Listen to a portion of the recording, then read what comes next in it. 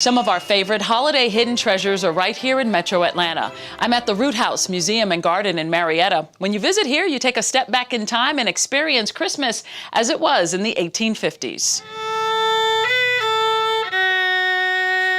Christmas in the mid-19th century included songs many of us grew up with, and even a Christmas tree. This is the formal parlor of the Root House, where William and Hannah Root entertained Sunday school friends. He was a very prominent citizen. In fact, he helped found the Episcopal Church here in Marietta, and his wife's family, Hannah's family, the Simpsons, helped found the Presbyterian Church here in Marietta. William Root was Marietta's first pharmacist. He was a native of Philadelphia who arrived in town about the same time as the railroad. Root's business was on the town square, just a few blocks from the home he built in 1845. Now, he was a middle-class merchant.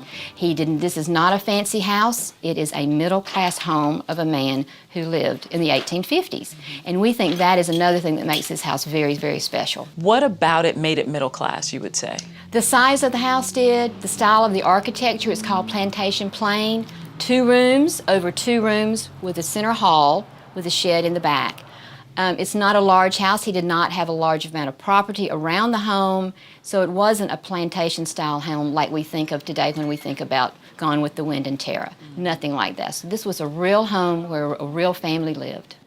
A real family, and a big one. But 4 kids in 5 years. 4 children in 5 years. There were 11 people who lived in the house in 1850. The census of 1850 showed 11 people. 11 people. Who were the others, do you know? The others were his mother, her father, 2 of her brothers, and their 4 children. Oh my gosh, that's a lot of people. That's a lot of people. In 4 rooms. In 4 rooms and only 2 bedrooms. The family maximized their space.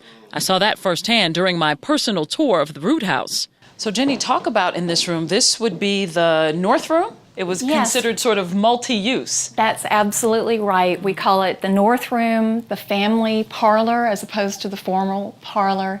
And it is absolutely a multi-purpose room. You can see we have a little bed in the corner. We have children's toys. We have perhaps grandma's sewing over here on the chair.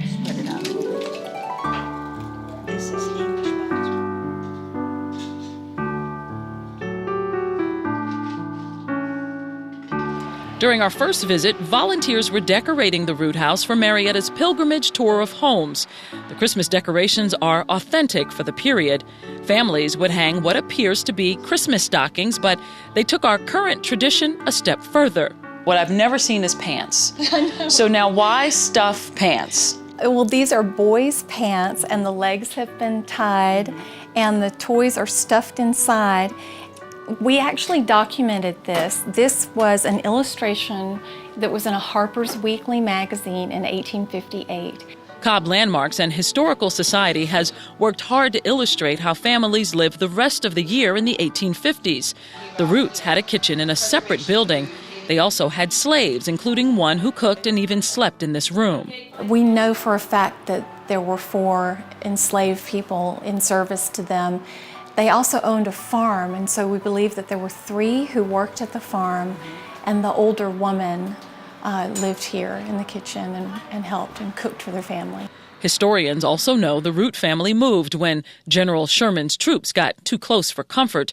Their temporary home was made in Washington, Georgia. They lived here up until the Civil War, and when the war happened, they refugeed because Sherman was at Kennesaw Mountain. The best way to get to Atlanta, to Savannah, was through Marietta, coming through Marietta. And so William Root knew that was going to happen. The families that were living in this town could actually hear gunfire, cannon fire from Kennesaw Mountain. The family returned to Marietta after the war. The house was still standing and is now one of the oldest surviving frame houses in Marietta. It survived one relocation to make way for Cobb County's first library and another relocation in 1990 when Cobb Landmarks and Historical Society stepped in to save the house from demolition.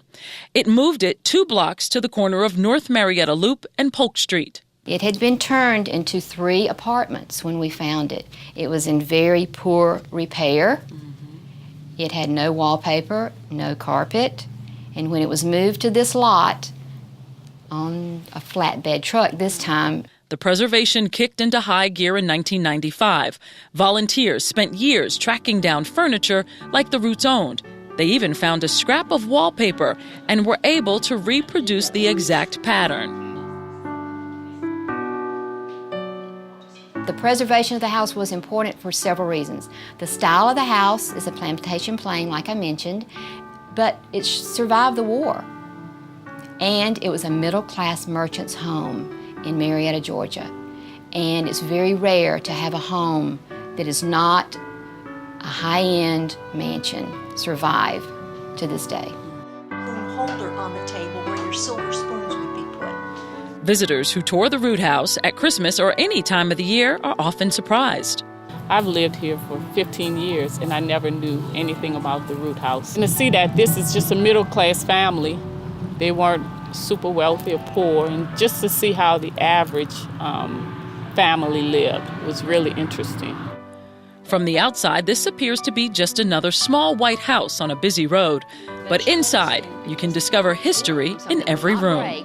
Especially in the Atlanta area, there's so little that has been preserved that when you have something like this and the people that care enough to preserve it, that makes it special.